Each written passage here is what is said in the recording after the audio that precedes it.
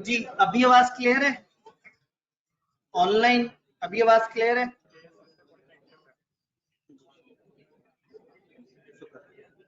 बिल्कुल क्लियर है।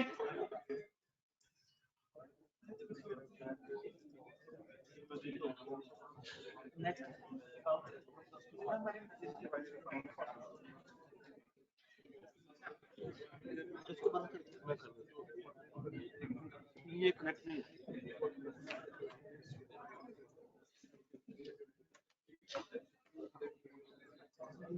नहीं जी, भाई ने आके हमें एक डिफरेंट इंटरनेट से कनेक्ट किया और उन्होंने कहा कि अब उम्मीद है कि मसला नहीं आएगा इंशाल्लाह ताला। लेकिन स्क्रीन शो नहीं हो रही, स्क्रीन के सबसे ऊपर व्हाट इज द कॉन्ट्रैक्ट लिखा हुआ है। ठीक है, इनको असल में स्क्रीन नजर नहीं आ रही होगी, ब्लैक ब्लैक लग रहा होगा जी। अभी स्क्रीन, आवाज और कैमरा तो हमने बंद कर दिया, कैमरा भी चला लेते हैं फिर तो अच्छा इंटरनेट मिलेगी।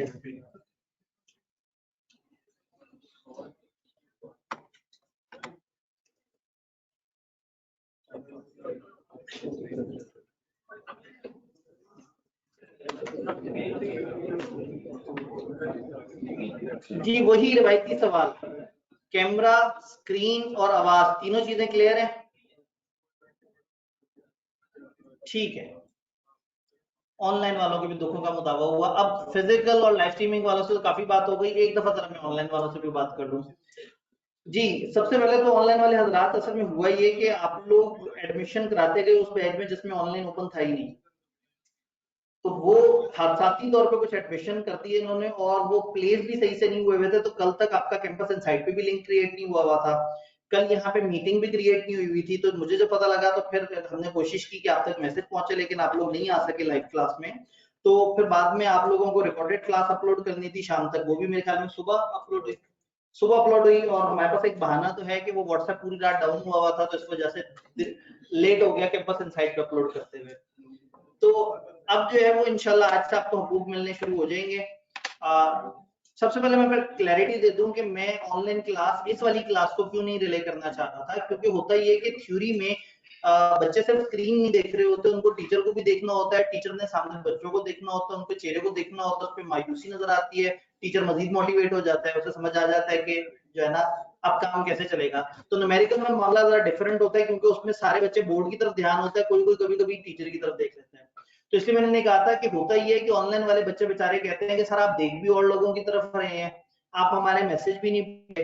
तो बजाय इसके कि आपको खराब क्वालिटी मिले, हम लोगों ने ये क्लास नहीं देनी थी, लेकिन चूंकि अब इन्होंने एडमिशन कर लिए हैं तो अब आप हमारी जिम्मेदारी है इंशाल्लाह ताला, अब वाजिब है हम पे आपको सब करना। लेकिन थोड़ा सा मैं आपको बता दूं कि अब मैंने प्लान ये किया है कि जिस वक्त आपके मैसेजेस आ रहे होंगे तो हमारे साथ जो टीए भाई हैं वो बैठ के आपके मैसेजेस को साथ साथ रिस्पॉन्ड कर रहे होंगे। और कल से, आज वो एक डिफरेंट रूम में, कल से आपका कोई भी ऐसा सवाल जो कि डायरेक्टली मेरे से पूछने वाला है, वो मुझे क्लास के एक स्टूडेंट की तरह बोल दिया करेंगे, तो आपका सवाल भी मैं ड्यूरिंग लेक्चर आंसर कर दिया करूंगा।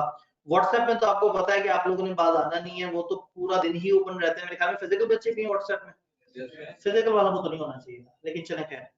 तो वो फिजिकल ऑनलाइन सारे बच्चे व्हाट्सएप में ऑलरेडी मौजूद हैं, तो फिर भी कोई चीज मिस होगी तो वो व्हाट्सएप पे आपको मिल जाएगी। तो लाइव क्लास में मैं ज्यादातर सामने देख के बात कर रहा हूँ, सामने वाले ऑडियंस, कभी कभी कैमरे की तरफ भी देख रहा हूँ, और ऐसे में आपके सवाल अगर तो ऐसे हैं कि सर बुक कब तक आएगी फलाना, तो वो टीए भाई आंसर कर रहे होंगे। और कोई ऐसा टेक्निकल सवाल है जो वो चाहते हैं कि वो मुझे भेजें, तो वो मुझे बोल के बता देंगे और मैं उसको ऐसे ही आंसर कर दूंगा जैसे बाकी सबको। तो अब मैंने फिर इनसे कह दिया है कि जब आपने साथी तौर पर स्टूडेंट्स को भरा है और आप जब ऑनलाइन हमारी जिम्मेदारी में ऐड हो गया है, तो फिर ऑनलाइन के एडमिशंस को ओपन कर दें। पता नहीं ओपन करने का क्या मतलब समझेंगे ये, क्योंकि पहले क्लोज करने पे तो उन्होंने एडमिशन कर लिए थे। तो अगर मैं कहूंगा ओपन कर दें तो शायद वो एडमिशंस को क्लोज कर दें। तो बहरहाल आप फिर आप जो है वो मुतमईन रहें, इंशाल्लाह ताला आज से थोड़ा सा चीजें बेहतर होगी। एक तजर्बा हम और करेंगे कल, वो डिवाइस का तजर्बा दोबारा से होगा। ये मैंने अपनी वाली डिवाइस लगाई है, इससे चीजें सही चली हैं, इंटरनेट का भी मसला था, तो कल से डिफरेंट डिवाइस पे इंशाल्लाह ताला सारा सेट हो गया होगा और ठीक हो गया, सही है। साजिद भाई ये सिर्फ आप अकेले को इशू आ रहा है इस टाइम पे, बाकी सब कंफर्टेबल है। जी आप एक दफा रीस्टार्ट करके देखें, इंशाल्लाह ताला चीजें सेट हो जाएंगी। ठीक है, वो भाई ने आधी बात सुनी और लेफ्ट कर गए, ठीक है रीस्टार्ट करके। अब कार्रवाई शुरू करते हैं। ऑनलाइन वालों को भी मैंने बता दिया, लाइव स्ट्रीमिंग वालों को अब आज हमारे पास वक्त ही बेचारा कितना बचा है, वो आखिरी 5 मिनट मैंने निकाल के क्लास में से नीचे पहुंचा करने, और लाइव स्ट्रीमिंग पे जो नीचे वाले कमरे में बैठे हुए हैं उन लोगों को मैं वहां जाके जवाब दे दूंगा उनके, और हल्के फुल्के सवाल जवाब तो बहरहाल वो लोग पूछ रहे होते हैं। अच्छा, लाइव स्ट्रीमिंग वाले भी वहां बैठ के लॉग इन भी कर लेते हैं, तो उनके सवाल हमें दूसरे तरीके से भी मिल रहे होते हैं। और फिजिकल वाले तो जो है ये तो बिंदास लोग हैं, ये तो जब मर्जी जो मर्जी सवाल पूछ लें, और ये तो सवाल कई दफा रिपीट भी करते हैं, तो तीसरी दफा तक तो मैं जवाब दे दूंगा। जब चौथी दफा रिपीट होगा तो मैं कहूंगा भाई को खुदा का खौफ करो, जरा मेरी पिछली दफा की बात सुन लिया करो। तो अब मेरे ख्याल में पढ़ाई शुरू करें, पढ़ाई शुरू करते हैं। सिलेबस में कितने एरियाज है? हाँ जी, एक भाई ने कहा 4, कौन से 4? एक लीगल सिस्टम अकेला एक चैप्टर है, 5-8 नंबर की वेटेज, 5-8 नंबर। कॉन्ट्रैक्ट एक्ट नामी लॉ के 2 पोर्शन बने हुए हैं, एक 20 से 25 नंबर का और एक 25 से 30 नंबर का, एक 20 से 25 और एक 25 से 30, ऐसे ही है। चौथा एरिया कौन सा है? अदर। और एक अजीब सी उसकी ग्रेड है 35 से 52, उसमें क्या क्या? पार्टनरशिप है, नेगोशिएबल इंस्ट्रूमेंट है, ये 2 लॉ, उसके साथ 3-3 सफे के छोटे छोटे से 6 लॉ है। तो सिलेबस बड़ा कंफर्टेबल हो चुका हुआ है। मैंने आपको बताया कि हम कॉन्ट्रैक्ट एक्ट से स्टार्ट करेंगे और कोशिश करेंगे कि हम एक रीजनेबल पेस पे कॉन्ट्रैक्ट एक्ट को साथ साथ पढ़ते रहें, समझते रहें, क्योंकि ये बेस है और ये अकेला कानून है जो कि सबसे ज्यादा वेटेज रखता है हमारे सिलेबस में। जब आप लोगों को एक दफा कानून पढ़ना आ गया होगा, इंटरप्रेट करना आ गया होगा, इसके सिनेरियो कैसे देखने वो समझ आ गई होगी, फिर हम वो छोटे छोटे अदर लॉस की तरफ जा रहे होंगे इंशाल्लाह। तो आज हमारा ऑफिशियली पहला लेक्चर है। ले जी सर, ऑनलाइन वालों के पास माइक का ऑप्शन मिल सकता है भाईजान, ये जो है ना कत्लो गारत हो जाएगी यहाँ पे, क्योंकि नीचे लाइव स्ट्रीमिंग वालों को भी बेचारों को माइक का ऑप्शन नहीं मिल पा रहा। तो प्रॉब्लम ये है कि जब एक ही क्लास में फिजिकल ऑनलाइन होता है तो डिस्टर्बेंस होती है, तो इसलिए ऑनलाइन वालों बेचारों का माइक बंद किया हुआ होता है। आप लिख के सवाल पूछ सकते हैं। यही वजह है कि मैंने कहा था कि बजाय इसके कि बच्चे बेचारे तंग हो, हम अगर ऑनलाइन को ऑप्शन ही ना दें, लेकिन आपको पता है फेसबुक पे फौरन से जो है ना वो कंपेन्स शुरू हो जाती है, वो कहते हैं वो जी ये इन्होंने जुल्म कर दिया, हमें ऑनलाइन का ऑप्शन नहीं दिया जा रहा, ना इंसाफी हो रही है। अब वो जितना मर्जी भले की बात करो, पहले भले की बात थी हम कंपनी लॉ चाह रहे थे इस टाइम पे, बचने का नहीं, हमें एमलॉ ही चाहिए। दूसरी भले की बात ये थी कि हमने कहा ऑनलाइन ना हो ताकि ऑनलाइन वाले तंग ना हो, उन्होंने कहा नहीं हम तंग हो लेंगे। वो उन बच्चों ने एडमिशन करवा लिया और बाकी बच्चों ने ये सोच के एडमिशन करा लिया कि ऑनलाइन भी साथ साथ चल रहा है।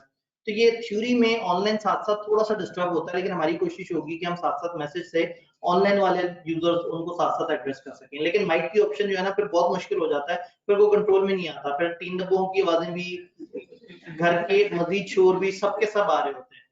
पता लगे किसी बच्चे को मार पड़ी हो, दही नहीं लाके दिया उसने सुबह से, तो वो अगर हमारे मतलब माइक में कैप्चर हो गया तो कितना बदनामी होगी। तो अच्छा है आप लोग महफूज है, किसी को नहीं पता यहाँ पे बीच में जो खराटे आ जाते हैं ना। बच्चे लॉ तो ऐसे लेट के ना, वो मतलब अभी आगे सर्दियां आनी है, लिहाफ के अंदर से ना हल्का सा मुंह बाहर निकाल के ना सामने मोबाइल टेढ़ा करके रखा हुआ होगा, बीच बीच में झोंका लगा लेंगे, फिर आगे अच्छा थोड़ा सा ही आगे गए। ऑनलाइन क्लासेस ने ना घर बैठे हुए बच्चों के लिए तो मजाक बना दिया। तो बच्चों को लगता है कि हम कॉलेज आके पढ़ेंगे तो ही पढ़ाई होगी, कम से कम कॉलेज में जाग तो रहे होंगे। बस यही एक एक्स्ट्रा फर्क है जो आप डाल देते हैं, अदरवाइज घर बैठ के भी लोग नहीं समझ रहे होते और यहाँ पे भी नहीं समझ रहे होते, घर वाले बच्चे भी टेस्ट से भागे हुए होते हैं, फिजिकल भी। तो अब आप फिजिकल आए हैं तो कोशिश करना है कि आपने फिजिकल का मैक्सिमम एडवांटेज लेना है। ये जो ऑनलाइन वाले हजरात हैं, अगर टेस्ट फिजिकल देना चाहें तो आपके पास ऑप्शन है। और बैटरी लो का मेरे पास पैगाम आ गया क्योंकि हम लोगों ने कुछ गड़बड़ की, इंतजामिया की भरपूर सपोर्ट है हमें। हम जरा दूसरे वाले कैंपस के नुमाइंदे हैं, तो इस कैंपस में मेहमान के तौर पे आए हैं। तो वो ऊपर से तो हिदायत ये थी कि हमारा ख्याल रखा जाए, लेकिन इंतजामिया जरा उन्होंने कहा चलो ठीक है कोई नहीं, कर पड़ लेंगे, इन्हें कुछ पता ही है थोड़ा थोड़ा सा। तो ये कहानी है। कॉन्ट्रैक्ट एक्ट जब स्टार्ट होता है तो ऑफर और एक्सेप्टेंस दो वर्ड्स पे बात होती है। मैं थोड़ा सा इससे पीछे चला जाऊं, मैं स्क्रीन सामने ब्लैक ले आऊं क्योंकि ऑनलाइन वाले घबरा गए थे। कॉन्ट्रैक्ट किसे कहते हैं? पहली बात यह है कि हम जो कानून पढ़ रहे हैं वो है 1872 का, आज से 150 साल पुराना है। तो अगर मैं यहाँ आपको ये कानून बताऊं कि अगर एक बंदे ने खत लिखा और खत लेट पहुंचा और उस खत से पहले दूसरे का खत पहुंच गया तो क्या होगा, तो आपने परेशान नहीं होना कि सर ये व्हाट्सएप वाले जमाने में आप कौन से खतों की बातें कर रहे हैं। तो बस जहन बना लेना है कि हम आज से 150 साल पुरानी बात कर रहे हैं। अब आप कहेंगे सर इतना पुराना लॉ है तो बदल क्यों नहीं लेते इसे? असल में वो अंग्रेज मोहतरम ने बनाया था, वो इतना अच्छा कानून बना गया तो पाकिस्तान और इंडिया दोनों को लगा कि इसमें जरूरत नहीं है चेंज की। बस जहां जहां उन्होंने पूरा बरसगीर लिखा था वहां वहां इन्होंने इंडिया और पाकिस्तान लिख लिया। ये वही चेंज है जो वो कॉन्ट्रैक्ट के अंदर थ्रू आउट अभी तक कर सके। इस वक्त बहुत सारी तरह के कॉन्ट्रैक्ट एक्ट चल रहे हैं, मुख्तलिफ हर तरह का कॉन्ट्रैक्ट डिफरेंट होता है। ये कॉन्ट्रैक्ट एक्ट हमें बेसिक्स बताता है, ये हमें बताता है कि कॉन्ट्रैक्ट क्या है, कॉन्ट्रैक्ट कैसे किया जाता है। फिर आगे इंश्योरेंस का कॉन्ट्रैक्ट अलग कानून है, बैंकिंग के कॉन्ट्रैक्ट्स अलग तरह के होते हैं। तो इस वक्त हम पढ़ रहे हैं बेसिकली कॉन्ट्रैक्ट। कॉन्ट्रैक्ट का क्या मतलब होता है? मुआयदा। तो वादा क्या होता है? प्रॉमिस या एग्रीमेंट। इसका मतलब वादे और मुआयदे में फर्क है। वादा ये है कि ये वाले भाई ने साथ वाले भाई से वादा किया कि मैं तुम्हें कैंटीन से चल के समोसे खिलाऊंगा और नहीं खिलाए, वादा खिलाफी की। साथ वाले भाई इनको पकड़ के अदालत ले जाके ये कह सकते हैं कि इन्होंने मेरे से वादा किया था और मुझे समोसे नहीं खिलाए, तो इनके खिलाफ कानूनी कार्रवाई की जाए? नहीं। लेकिन अगर इन दो के दरमियान एक कॉन्ट्रैक्ट हुआ होता जिसके अंदर दोनों में से किसी एक ने दूसरे को गुड्स या सर्विसेज देनी होती, दूसरे ने पैसे देने होते, लिखत पढ़त हुई होती, साइन हुए होते, कोई गवाह होते बीच में मौजूद, और अब एक बंदा अपनी जिम्मेदारी अदा ना करता तो दूसरा बंदा क्या कर सकता था? उसको उठा के कानून के पास लेके जा सकता था। इसका मतलब है कि एग्रीमेंट में और कॉन्ट्रैक्ट में फर्क है। इसका मतलब है वादे में और मुआयदे में फर्क है। तो आज हम ये वाली बेसिक बातें पढ़ने लगे इंशाल्लाह ताला, वादा और मुआयदा। डिवाइस चेंज होती तो आपको साफ राइटिंग मिल जाती, मैं दोबारा अपनी पुरानी डिवाइस पे आ गया हूँ, इस पे राइटिंग खराब होती है। ये डिवाइस बचाए रखेगी, जब मैं दूसरी डिवाइस पे शिफ्ट होऊंगा तो फिर आपको पता लगेगा कि असल में भी बहुत ज्यादा अच्छी नहीं है। तो वादा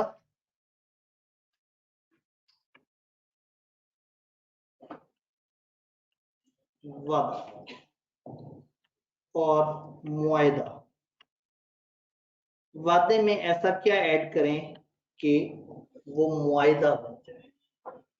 तो उन्होंने आपने वादा किया, वादा समोसे का भी था और वादा उस गुड्स डिलीवर करने का भी था, दोनों में फर्क कहाँ पे आया? लिखत पढ़त हो गई, गवाह आ गए, उसमें कोई कानूनी पेचीदगियां ऐड कर दी। तो अगर मैं आपकी सादा उर्दू जबान में बात करूं तो वादा जमा कानूनी बंधन, वादे में जब कानूनी बंधन ऐड हो जाए तो वो मुआयदा बन जाता है।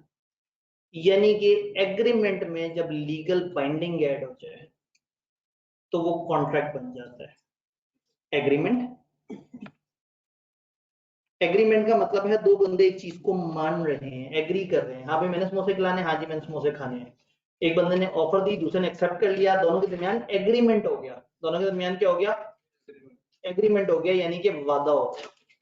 जब इसमें ये लीगल बाइंडिंग ऐड कर देंगे, लीगल बाइंडिंग ऐड कर देंगे, कुछ ऐसा करेंगे कि ये लीगली बाइंडिंग हो जाए। बाइंड करने का मतलब होता है किसी को जकड़ लेना। तो जब ये इस वादे को लीगल बाइंडिंग में ले आएंगे तो ये बन जाएगा कॉन्ट्रैक्ट। अब किसी वादे को मुआहदे की शक्ल देने के लिए हमें उसमें कानूनी चीज ऐड करनी होगी, या गवाह लेके आने होंगे, या उसको लिखत पढ़त पे करना होगा। आपने देखा होगा जी जमीन का कॉन्ट्रैक्ट हो रहा है, कैसे होता है? ऐसा थोड़ी होता है कि एक बंदा दूसरे से वादा करता है, हाँ भाई मैं तुमसे 2 करोड़ की जमीन खरीदना चाहता हूँ, तुम मान जाते हो? उसने कहा हाँ जी मैं मान गया। क्या इनका कॉन्ट्रैक्ट हो गया?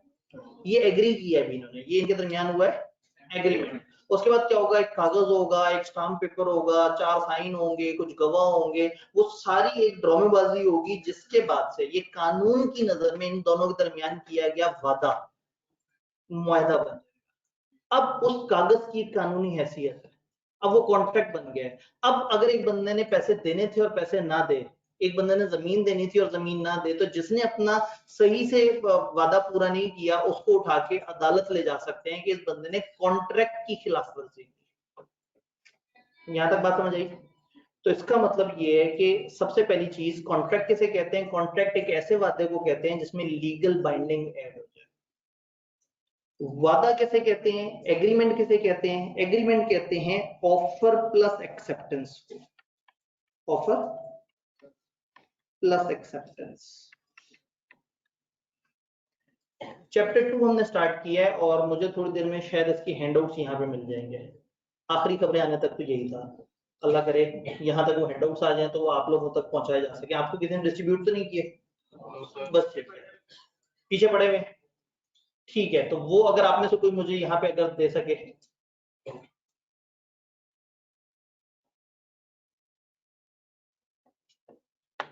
क्योंकि अगर अभी आपको हैंडआउट दे दिए तो आप तो उसे पढ़ते रहेंगे, फिर मुझे कौन देखेगा? तो मेरी भी तो ख्वाहिश है ना कि मुझे देखा जाए, मुझे सुना जाए, मेरी बात समझे। ऑनलाइन वाले जो है जी, लीगैलिटी का फर्क है, एग्रीमेंट और कॉन्ट्रैक्ट के दरमियान लीगैलिटी का फर्क है। नहीं, आईकैप की किताब ना आने की सजा कॉलेज को मिली, इतने सारे हैंडआउट्स ऑनलाइन वालों को ग्रुप में शेयर कर दिए जाएंगे या कर दिए गए होंगे? हो गए हैं? आपने देखा किसी ने ऑनलाइन ग्रुप में? चले, ऑनलाइन जो हजरात हैं आपको ग्रुप में ये शेयर हो जाएंगे।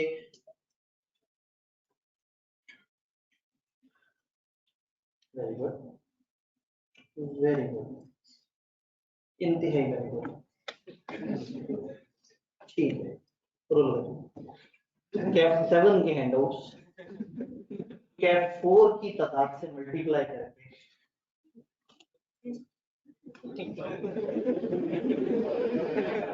कैप 4 कैप 7 जिसमें किसी ने नहीं आना क्योंकि गुर्बत में जी रहा है इस वक्त, जुल्म हो गया। कैप 7 वाले हैंडआउट कैप 4 की तादाद में मल्टीप्लाई हो चुके हैं, इसलिए वो हमारा सिस्टम टाइम से सही नहीं करते। कहते इन्होंने हमारा खर्चा कर दिया सारा सारा, वो एंड तक, मतलब मैंने बहुत आगे तक देखा है।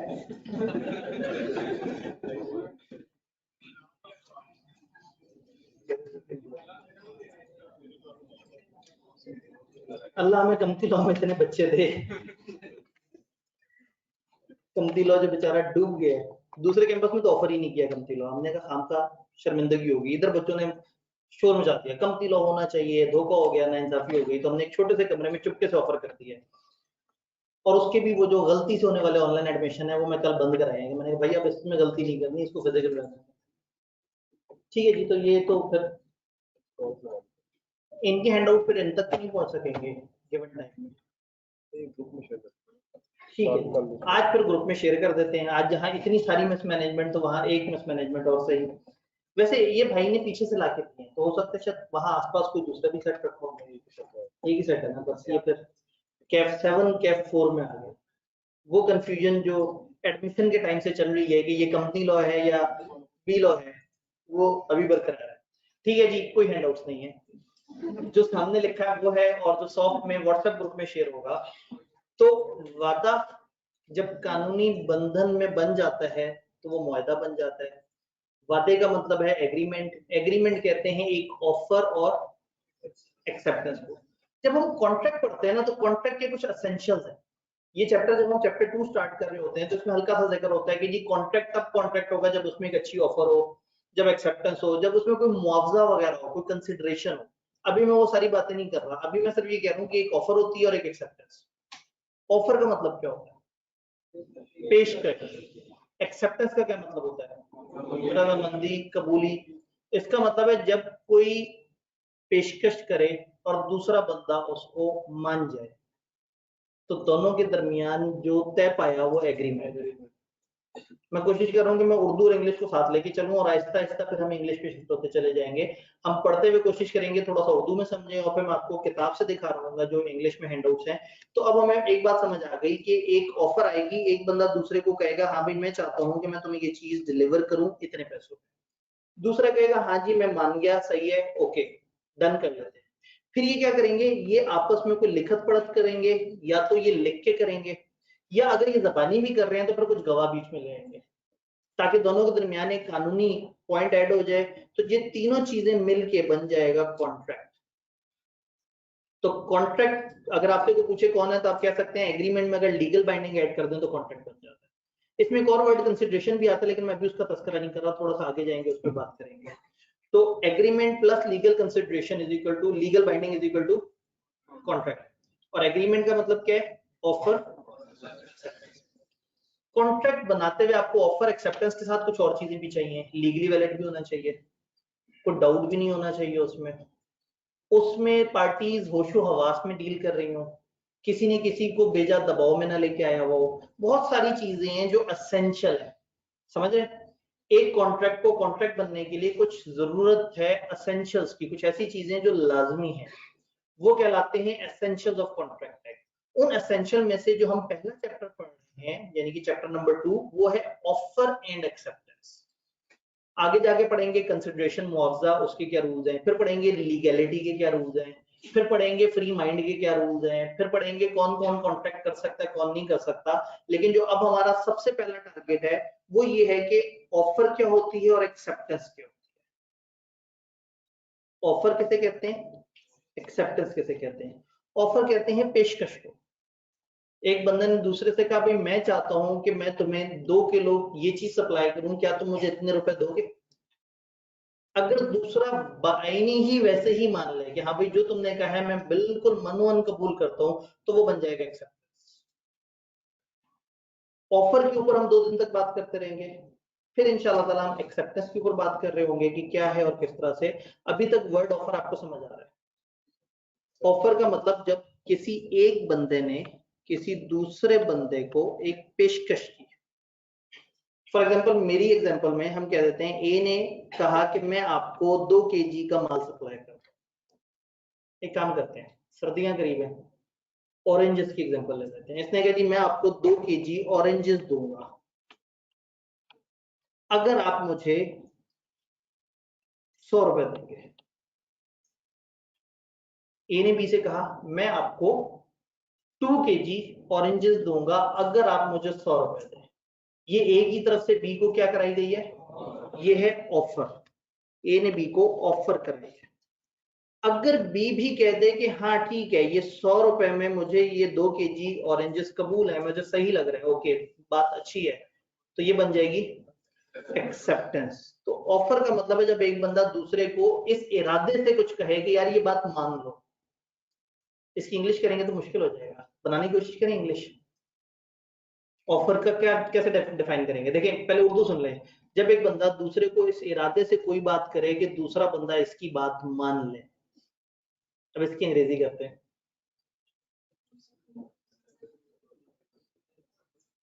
जब एक बंदा दूसरे को इस इरादे से कोई बात करे कि दूसरा बंदा उसकी बात मान जाए।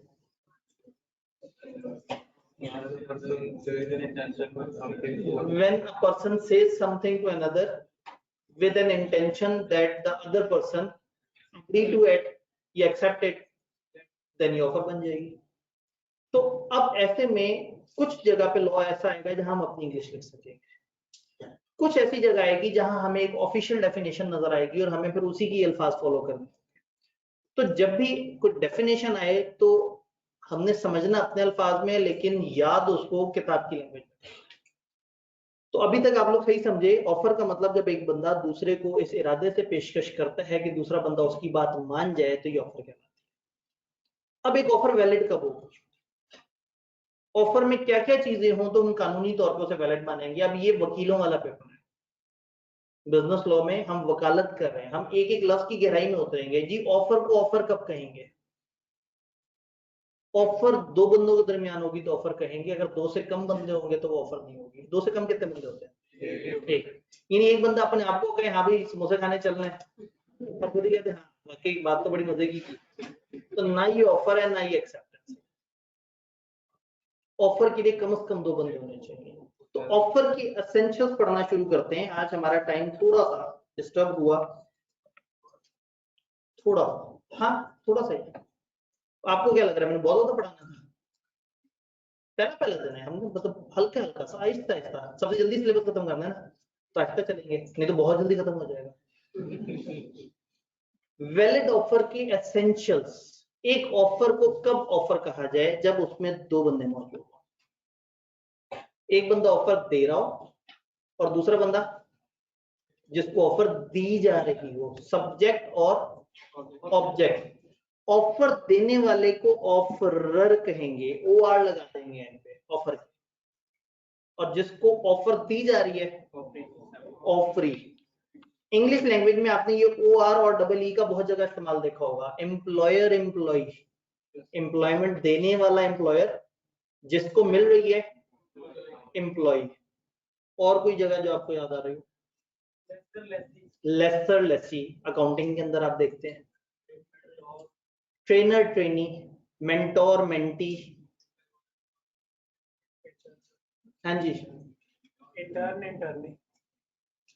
इंटरनी होता है वो, फिर इंटरनल नहीं बनता, लेकिन बहरहाल इंटर्न और इंटरनी। और टीचर में आके वो मामला खराब हो जाता है, नहीं तो टीचर टीची होना चाहिए। लेकिन मेंटोर में तो मेंटी चल जाता है, लेकिन टीचर में टीची नहीं चलता, टीचर और स्टूडेंट होता है। ड्रॉ ड्रॉई, ऑनलाइन से हमें मशवरा आया। Promiser promisee, examiner examinee. याद है स्कीम के अंदर लिखा था एग्जामिनीज को ये करना होगा, तो एग्जामिनर इसका मतलब है कि लॉ में अब हमें एक रूल पता लग गया, अगर हमें एक वर्ड पता लग जाए तो हम सब्जेक्ट और ऑब्जेक्ट बना सकते हैं। Offer offeree. तो आपसे तो पूछे एक वैलिड ऑफर कौन सी होती है? आप कहेंगे जिसमें दो बंदे होते हैं, ऑफर देने वाले को ऑफरर कहेंगे और जिसको ऑफर दी जा रही है वो ऑफर। तो पहला एसेंशियल ये हुआ कि कम से कम दो बंदे होने चाहिए, कम से कम। दो से ज्यादा हो सकते हैं, दो से कम नहीं होने चाहिए। डन। सर्टेन होनी चाहिए, डेफिनेट होनी चाहिए, वाज़े और वाशगाफ होनी चाहिए। पता नहीं मैंने इनके सही तर्जुमे किए या नहीं। ऑफर, वाज़े और वाशगाफ बहुत क्लियर होनी चाहिए। अगर ए बी से कहता कि मैं तुम्हें 2 किलो ऑरेंज कलर के फल दूंगा, तो क्या तुम मुझे 100 रुपए दोगे? और कल को उसको ऑरेंज कलर के टमाटर पकड़ा देता, तो वो कहता है ये तो सब्जी है, तो कहता है क्यों, सब्जी और फल में फर्क क्या है? और फिर दोनों में बहस हो जाती है। क्या फर्क होता है सब्जी और फल में? सब्जी और फल में क्या फर्क होता है? अगर आप कहेंगे जमीन के नीचे वाली चीज सब्जी होती है, तो फिर तो बहुत सारी चीजें जमीन के नीचे फल में भी काउंट हो रही होती है। चलिए आप लोगों ने सर्च करना है, मुझे बताना है कि फल और सब्जी में क्या फर्क है। सब्जी पकाई जाती है और फल पका खाया जाता है। भाई दुनिया फल पका भी लेती है, सब्जी खाई जाती है और फल खाया जाता है, ये एक अच्छा डिफरेंट सा फर्क है कि ये वाकई सब्जी खाई जाती है और फल खाया जाता है। बाकी फल फल बंदा खा ही नहीं सकता, मतलब वो खाया जाता है। ठीक है, ये एक वह ऑनलाइन में से एक भाई ने एक बिल्कुल मसले हल कर दिया, उन्होंने कहा सर सब्जी मतलब वेजिटेबल, मतलब एक अलग दुनिया में चल रहे हैं भाई। हमें इंग्लिश दोनों की पता है, मसला फर्क क्या है दोनों में। जो उन्होंने कहा बहुत ज्यादा उर्दू बोल रहा है तो शायद बेचारे को इंग्लिश नहीं आती होगी, कमजोर सी होगी इसकी इंग्लिश। तो सर्टन और डेफिनेट समझ आया, बड़ा वाजे और वाशकाफ हो। अगर उसने कह दिया मैं 2 किलो फल दूंगा, या कह दे मैं कुछ मुनासिब तादाद में ऑरेंजेस दूंगा अगर तुम 100 रुपए दो, ये वर्ड मुनासिब कितना गैर मुनासिब वर्ड है। आप दोस्त को कॉल करते हैं यार कितनी देर में आ रहे हो, उसने कहा बड़े मुनासिब से टाइम में आ रहे हैं। अब मुनासिब टाइम 5 मिनट को कहते हैं, 1 घंटे को कहते हैं, 4 घंटे को कहते हैं, ये क्लियर नहीं है। अगर वो कहे मैं दोपहर 2 बजे तक आ रहा हूँ, ये कंक्रीट डेफिनेट बात है। कंक्रीटनेस याद है, 7C तो याद है ना, ठीक, एमसीक्यूज के लिए याद किए थे। तो कंक्रीट होनी चाहिए ऑफर, बड़ी ठोस वाजे, बड़ा एब्सोल्यूट होनी चाहिए ऑफर में, किसी किस्म का कोई डाउट, किसी किस्म की कोई परेशानी नहीं होनी चाहिए। डन। किसी किस्म का कोई ऐसा मामला ना हो कि जी ऑफर को सुन के लगे कि नहीं बात समझ नहीं आई, पता नहीं क्या कहना चाह रहा है। सर्टन होना चाहिए, डेफिनेट, ये बात हमें समझ आ गई। ऑफर देने वाले की कॉन्ट्रेक्चुअल इंटेंशन होनी चाहिए, इरादा होना चाहिए। एक बंदे ने दूसरे को शुगर में कहा कि हाँ भाई अगर मैं तुम्हें 2 किलो वो दूं, ऑरेंजेस दूं, तो क्या तुम मुझे 100 रुपए दोगे? ये क्या कि हाथा निकल गया उसका। अब बाद में दूसरा मान भी जाए तो पहला बंदा कहेगा जी उसको समझ आ रही थी, मैं मजाक कर रहा था, मेरा तो इरादा ही नहीं था कॉन्ट्रैक्ट करने का। ये सबसे मुश्किल बात है अदालत में, ये साबित करना कि बंदे का इरादा था या नहीं था। एक चीज पे आगे ना हमने ब्रेक लगा देनी है कि ये चीज अदालत में कैसे साबित होगी। तो फिर मैं ये नहीं बताऊंगा कि अदालत में कितने गवाह चाहिए और कौन कौन सा कानून चाहिए साबित करने के लिए। जब बात अदालत की आएगी तो हम दूर रहेंगे अदलिया के एहतराम में। हम अदलिया पे कोई बात नहीं करेंगे कि अदलिया 5 साल में केस सॉल्व करे, 10 साल में, 15 साल में, 20 साल में, वो उनका मसला है। अब अगर पाकिस्तान में एवरेज केस कितने अरसे में सॉल्व होता है? तकरीबन 16 से 17 साल एवरेज। एवरेज एवरेज इसलिए कह रहा हूँ कि जमीन वाले तो 30-35 साल आराम से चल जाते हैं, और एक सादा केस मतलब छोटे से छोटा केस 7-8 साल एम ही चल जाता है, अनलेस के सारी पार्टी पे अच्छी खासी इन्वेस्टमेंट हुई। सारी पार्टी से मुराद सारी पार्टी। तो कॉन्ट्रेक्चुअल इंटेंशन होनी चाहिए, इरादा होना चाहिए। अब अगर पेपर में आए कि ये सिचुएशन है, बताओ ये ऑफर वैलिड है या नहीं, तो आप कहेंगे अगर तो इनके दरमियान इंटेंशन थी तो ये वैलिड है। वो आपसे पलट के ये नहीं पूछेंगे कि तुम साबित कैसे करोगे कि इनके दरमियान इंटेंशन है या नहीं, वो अदालत का मसला। हम सिर्फ कानून बता दिया करेंगे कि ये कानून है, ऑफर डेफिनेट होनी चाहिए, सर्टन होनी चाहिए, 2 बंदे होने चाहिए, और ऑफर में कॉन्ट्रेक्चुअल इंटेंशन हो। अगर सवाल साइलेंट है तो हम खुद से ज्यूम करेंगे कि कॉन्ट्रैक्ट में इंटेंशन थी, और अगर वो खुद से बता दें कि इस कॉन्ट्रैक्ट में कॉन्ट्रैक्ट करते वक्त ऑफर देने वाले का इरादा डावाडोल हो रहा था, तो हम कहेंगे कि उसमें कॉन्ट्रेक्चुअल इंटेंशन नहीं थी। तो अभी तक हमें समझ आया कि 2 बंदों के दरमियान होना चाहिए कॉन्ट्रैक्ट, सर्टेन और डेफिनेट होना चाहिए, कॉन्ट्रेक्चुअल इंटेंशन होनी चाहिए, यानी कि उस ऑफर में मजाक ना हो, उस ऑफर देने वाले का वाकई ही में इरादा हो कि वो ऑफर दे रहे हैं। क्लियर? बड़ी बेसिक सी छोटी छोटी सी बातें हैं। ऑफर कम्युनिकेट होनी चाहिए। आपने इतनी खामोशी से ऑफर दी कि दूसरे ने सुनी ही नहीं। जैसे थोड़े पहले ऑनलाइन वाले बच्चे थे, वो मुझे बोलते हुए देख रहे थे लेकिन सुन नहीं पा रहे थे, तो इसका मतलब है मेरी बात कम्युनिकेट नहीं हो रही थी, मुझे लिखना पड़ा। तो ऑफर सिर्फ ऑफर देने को नहीं कहते, ऑफर को आपने कम्युनिकेट करना है। अगर बोल के कम्युनिकेट कर रहे हैं तो जब दूसरा बंदा सुन ले, लिख के कम्युनिकेट कर रहे हैं तो वो पढ़ ले, और अगर खत से कम्युनिकेट कर रहे हैं, आप एक दूसरे मुल्क में बैठ के खत लिख रहे हैं, तो कब कम्युनिकेट होगी? जब वो खत उस बंदे को पहुंचेगा। 150 साल पुराना कानून है तो खत की बात भी होगी। तो ऑफर कम्युनिकेट होनी चाहिए ऑफरी को, कम्युनिकेशन कब कंप्लीट होती है? जब ऑफरी के नॉलेज में आ जाए कि हाँ भाई ऑफर हो गया। अगर ऑफर खत से भेजी है तो communication will complete when letter reaches offeree, जब खत ऑफरी तक पहुंचे। अब ऑफरी को खत पहुंच गया और उसने पढ़ा नहीं, हमारी तरफ से ऑफर कम्युनिकेट हो गया। कॉन्ट्रैक्ट तो तब क्रिएट होगा ना जब वो एक्सेप्ट भी कर ले और उसमें कानूनी मामला भी हो। इस वक्त हम ऑफर की बात करें तो ऑफर हमारी तरफ से कब कंप्लीट होगी? बोल के की जाए तो जब अगले ने सुन ली, लिख के की जाए तो अगले ने पढ़ ली, और अगर वो दूर कहीं है और हम खत लिख रहे हैं तो जब खत भेजा तब नहीं, जब उसको खत मिल गया तो हम कहेंगे ऑफर कंप्लीट हो। ऑफर बोल के भी हो सकती है, वर्ड स्पोकन बोल के भी हो सकती है, लिख के भी हो सकती है, रिटन, और एक तीसरा तरीका भी है जी। एक मिनट, ठीक है जी, जूम बढ़ेगा मेरे ख्याल में वहां रखे हुए किसी माउस से। देखिए जरा इस माउस तक आप कहा जा रहा है, इसके ऊपर जो व्हील है अगर आप उस व्हील को ऊपर की तरफ करें तो शायद इसका जूम बेहतर हो जाए। नहीं, थोड़ा सा कम करें, एक स्टेप और ऊपर करें जरा, और इसको पकड़ के आप सेंटर से पकड़ के ड्रैग करके राइट पे कर देंगे तो उम्मीद है कि थोड़ा सा हेल्प हो जाएगी। नहीं बस ठीक है, ये कुछ क्लैरिटी आई। मैं कोशिश करूंगा कि आगे स्लाइड में नीचे कम से कम लिखूं और ऊपर की तरफ जरा ज्यादा लिख रहा हूं।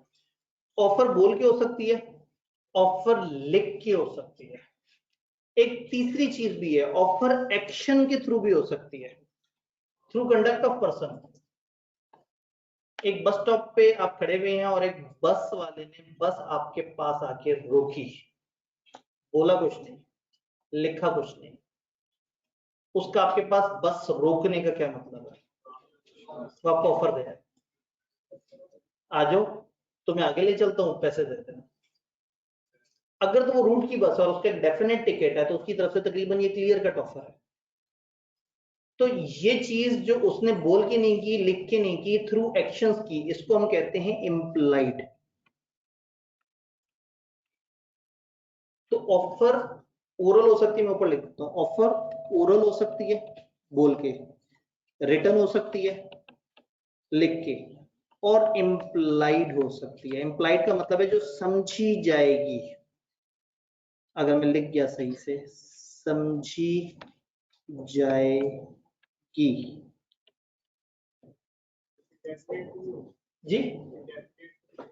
जी, अब डेफिनेट होगी या नहीं होगी वही बात है। कोई भी बस आपके पास आके रुके जिसके अलग अलग स्टॉप हो, अलग अलग किराया हो, तो शायद ये एक ऑफर नहीं है। लेकिन एक ऐसी बस जो कि डेफिनेटली उनका एक फिक्स किराया है, फॉर एग्जांपल एक मेट्रो है जिसका हमेशा 20 रुपए किराया है फर्ज करें, और वो आपके पास आके रुकती है और आप स्टॉप पे खड़े हुए हैं, तो वो आपके पास रुकी है, इसका मतलब है कि उन्होंने आपसे कहा कि हाँ भाई अंदर आ जाओ और 20 रुपए दे देना। लेकिन अगेन जिसमें एब्सोल्यूट ना हो, जो क्लियर कट ना हो, जहां पता ना हो कि हमें कितने पैसे लेगी, क्या मामला है, किस तरह से, तो उसको हम जो है वो ऑफर नहीं कहेंगे। ऑफर वहां होगी जहां क्लैरिटी हो। जी, कुछ और हैंडआउट्स हमारे तक पहुंचे हैं, ये मिक्स ना हो जाए, इनको इधर कर देते हैं। ये भी मेरे ख्याल में अवाम में डिस्ट्रीब्यूट कर लेते हैं किसी तरह से, एक एक कॉर्नर वाले भाई को अगर दे दें तो मेरे ख्याल में ये पहुंचा देंगे सब तक। ये सही बात है। जो पहला वाला चैप्टर है वो सारा का सारा आपको हैंडआउट फॉर्म में मिल रहा है, जो कि इस पूरे वीक हम पढ़ते रहेंगे इंशाल्लाह।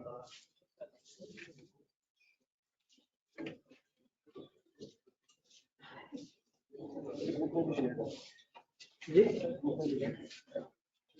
ये ग्रुप में भी शेयर है जो हैंडआउट है, ग्रुप में आप ऐड नहीं है।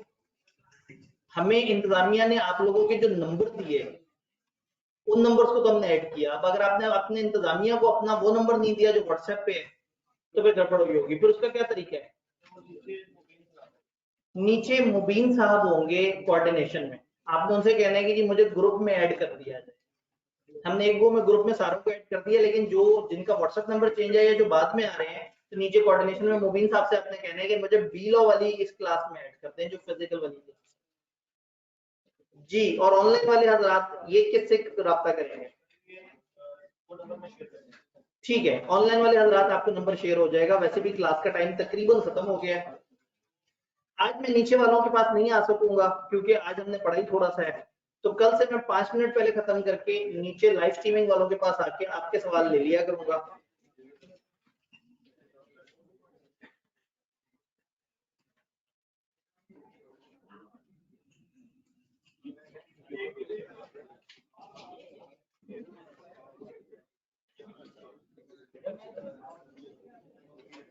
जी कहां तक पहुंचे हैंडआउट्स? एंड तक पहुंच गए? चलें एंड वाले जरा याद रख लें, जो मेरे पास इस वक्त हैंडआउट है उसमें पेज नंबर 8 आ रहा है सबसे पहला, उसमें एक बॉक्स है, उसमें पहले 3 वर्ड कॉन्ट्रैक्ट, एग्रीमेंट और प्रॉमिस, ये आपने पढ़ने हैं अभी। नीचे फार्मूला दिया हुआ है, contract is equal to agreement plus enforceability. फिर एक पेज का वक्फा देके पेज नंबर 10 पे आपने आना है और इसको आपने कम्युनिकेशन तक पढ़ना है। देख रहे हैं मिडल ऑफ द पेज से थोड़ा सा ऊपर कम्युनिकेशन है, उसके नीचे 4 बुलेट्स, यहां तक पढ़ना है। क्योंकि आज सारी डिस्टर्बेंस की वजह से हम आगे नहीं पढ़ सकते, मैंने ये पेज कवर करना था पूरा, लेकिन अब हमने कम्युनिकेशन पे रुक जाना है। और वो जो ऑफर की डेफिनेशन हम समझने की कोशिश कर रहे थे, हमने सादा अल्फाज में समझा था, उसकी एक तकलीफ जैसी डेफिनेशन यहाँ लिखी हुई, आप जब घर जाके से पढ़ेंगे तो थोड़ा सा परेशान होंगे और फिर हम अगले दिन उसके ऊपर डिबेट करेंगे कि इस डेफिनेशन का मतलब क्या है। तो अगले दिन हम इस डेफिनेशन से स्टार्ट करेंगे जो सबसे स्टार्ट में दी हुई है। नोट्स में जब भी कोई डेफिनेशन आएगी वो बॉक्स में बंद की हुई होगी। डेफिनेशन को सेम वर्ड में याद करना है और बाकी जो डाटा लिखा हुआ है आप उसको अपनी सादा इंग्लिश में अपने अल्फाज में लिख सकते हैं, बट डेफिनेशन के साथ हेरफेर नहीं किया जा सकता। डन। तो आज हमने ये पेज कम्युनिकेशन तक पढ़ा है और जो पहला वाला पेज है उसमें दरमियान के 3 वर्ड कॉन्ट्रैक्ट, एग्रीमेंट और प्रॉमिस। जब आप प्रॉमिस पढ़ेंगे तो फिर आपको समझ आ जाएगा कि एग्रीमेंट और प्रॉमिस का आपस में क्या रिश्ता है। तो कल कहानी को यहीं से स्टार्ट करेंगे, होपफुली कल हमारे मसले और कम हो जाएंगे, इंशाल्लाह ताला चीजें बेहतरी की तरफ जाएंगी। अपना ख्याल रखिए।